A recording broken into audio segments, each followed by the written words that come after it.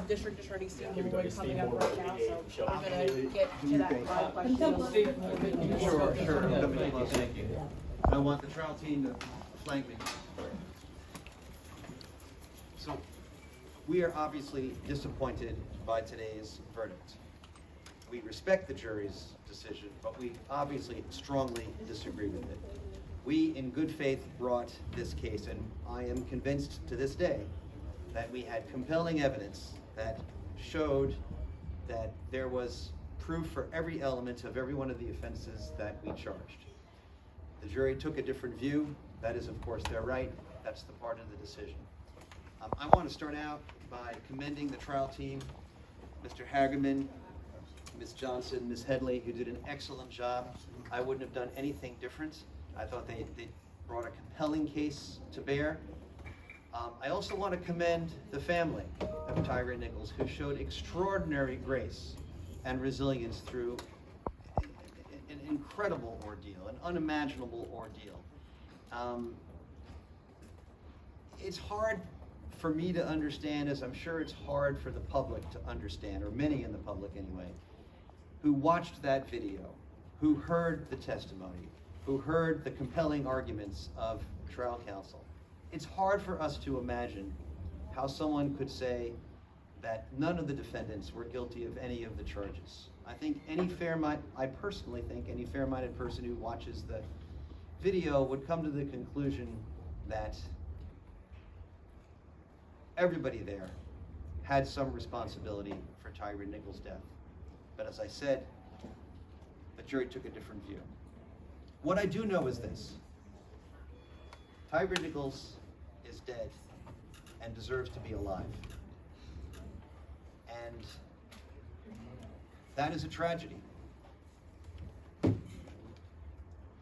It's my hope that the public understands that this is part of the system, and that our office will continue to push for accountability for everybody who violates the law, including, if not especially, those who are sworn to uphold it.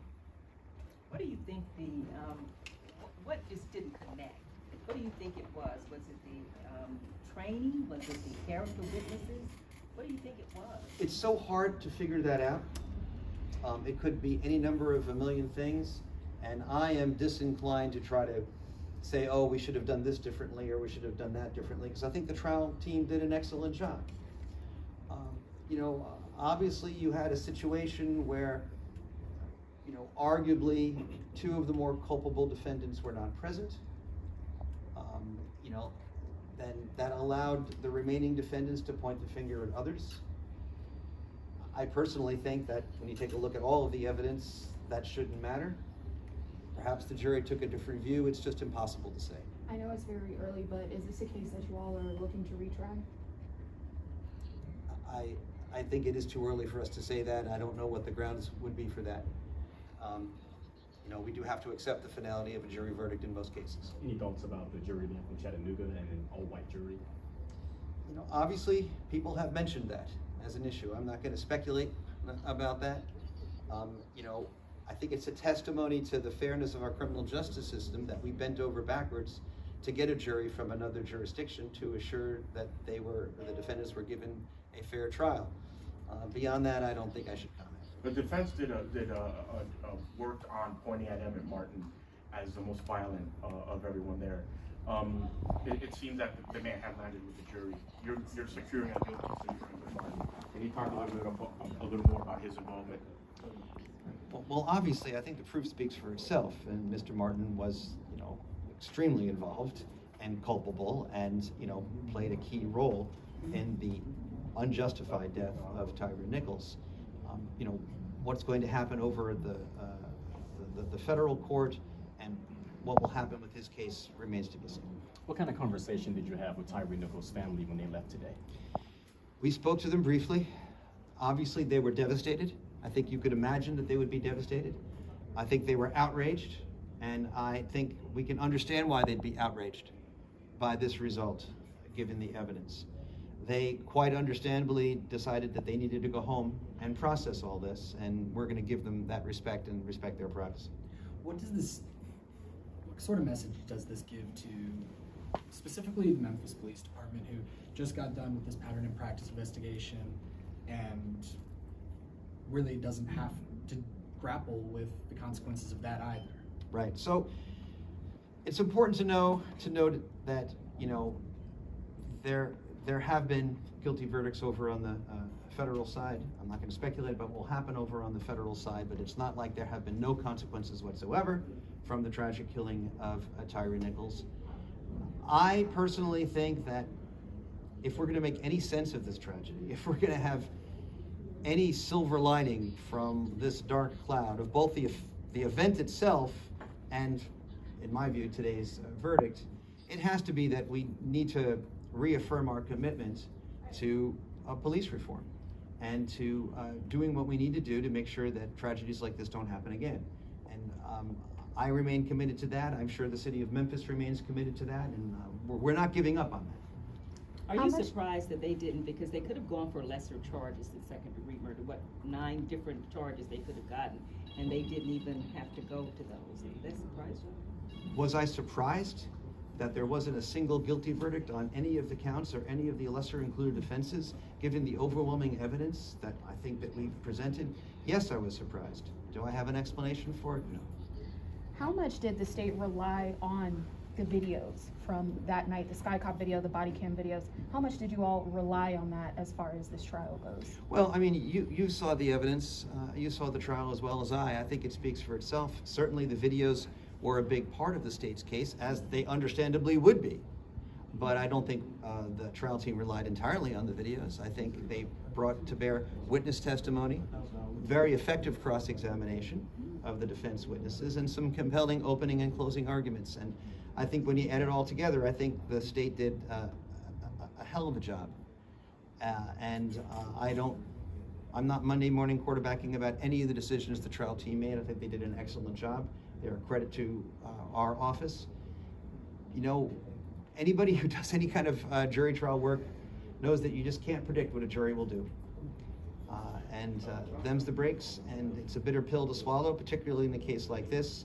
But like I said, we can strongly disagree with the jury's verdict, but we nonetheless respect the jury. Do you have any messages for people in the community who have had direct confrontations with not only the Scorpion team, but other police officers? There are federal lawsuits that are currently underway, people who have accused the Memphis Police Department of brutality. Do you have any message to them? I guess my message to the community would be twofold. A, even if you were out there outraged by this verdict, please respond in a lawful, peaceful manner. Second, as I said earlier, with respect to any charge of violation of the law, including by those who are sworn to uphold it, we'll enforce the law. And just as we did aggressively in this case, we'll do that in any other case in which the facts and the law suggest that anybody in the law enforcement community or anybody else has violated the law and used excessive force. Does Mr. Hackerman or Headley or Johnson have any comment about please. y'all tried the case?